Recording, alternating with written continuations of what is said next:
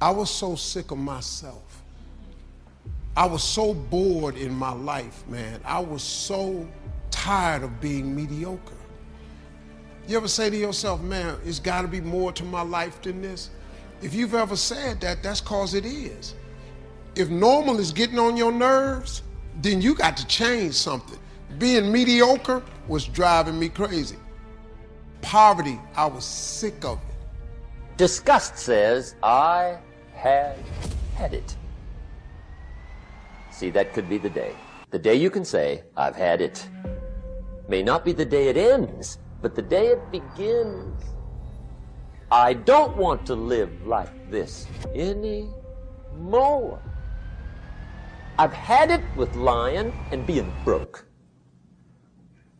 The man's finally had it with mediocrity. He's finally had it with those awful sick feelings inside, knowing his wife is at the grocery store looking at 2 cans of beans, one marked 37 cents, one marked 39 cents. Do you know why she's going to buy the 37-cent can? To save 2 cents. The guy sick inside finally says, I've had it. Being on my knees in the dust looking for pennies? We're not living like this anymore. He walks into his closet and rips everything in it to shreds and says, I've worn this embarrassing stuff for the last time. Commit an act that says, I've had it. What shall I do? Well, for progress, you must decide. The first step is getting completely and brutally honest enough to say, I am tired of myself. That's the facilitator of change. That's when you're ready to say these words, no more excuses. The best advice I can give you came from a wealthy friend of mine who said, if it's easy, do it easy. If it's hard, do it hard. Just get it done. I found this out many times after you've decided. Getting on with it is easier than deciding. Sometimes decision is the toughest part. Resolve says I will. 2 of the most powerful words in the language. I will. Shortly put, I'll do it or die. The world has a strange way of stepping aside when somebody says, I'll do it or die. The man says, I will climb the mountain. They've told me it's too high, it's too difficult, it's never been done before, but it's my mountain, I will climb it. Pretty soon you'll see me waving from the top, or dead on the side, because I ain't coming back. Promise yourself you will never give up. How long should a baby try to learn how to walk? How long? How long would you give your average baby before you shut him off? See, any mother in the world would say, you're crazy. My baby's going to keep trying until it learns how to walk. What a magic formula. And I'm saying to you, what if all of us took that attitude after we face a rejection and a no, or somebody say, you can count on me, and they don't come through? Nobody believes in you. You've lost again and again and again, but you're still looking at your dream, reviewing it every day, and say to yourself, it's not over until I win. So yes, it's possible for you to live your dream. It's necessary that you associate with winners, that you are relentless, that you never give up.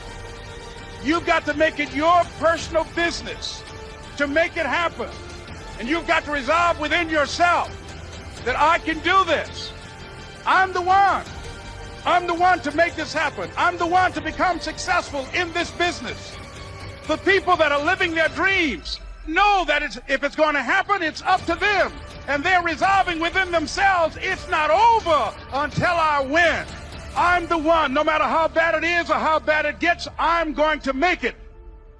Now, once you've accepted that you have as much right to succeed as anybody else, the next step is learning how to talk the talk. Surround yourself with people who've accomplished their dreams and immerse yourself in the culture of achievement. And before you know it, you're going to be speaking the life of your dreams into existence. But a lot of people don't change themselves. They wait for change. The government to change, life to change. These poor unfortunate folks accept their defeats. Why? Because they refuse to take control of the situation. They refuse to take control of their life, their health, their finances. They refuse to take control and get sufficiently disgusted to change it. But if you are disgusted, then I have some words to offer you. Your present failure is a temporary condition. You will rebound from failure just as surely as you gravitated into failure. I firmly believe that you're only given as much as you can handle, as much negativity, as much disappointment. This too shall pass. If you pull yourself up and move back into the world with a plan, you can go where you want to go. You can do what you want to do.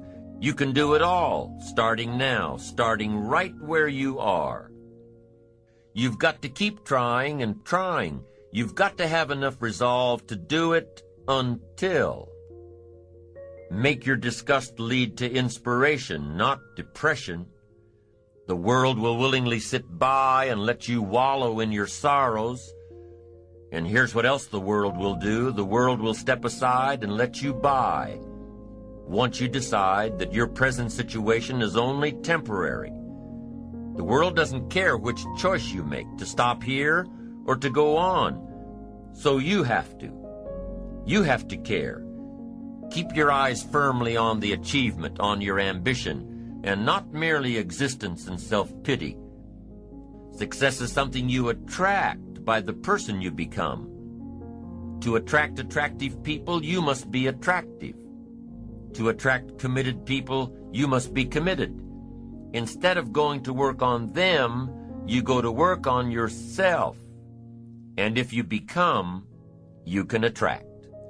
The key is to make yourself attractive. The key is to make yourself skillful, powerful, unique, sophisticated, in control, healthy. The whole key really to the future is personal development. The greatest gift you can give is your own personal development. If I become 10 times wiser, 10 times brighter, think of what that will do for my success. Think of what that will do for my future. And the only way to make a better and better investment in your future is to become better and wiser and more competent. And the more attractive you are, the more you attract success. Self-investment attracts success. That's powerful.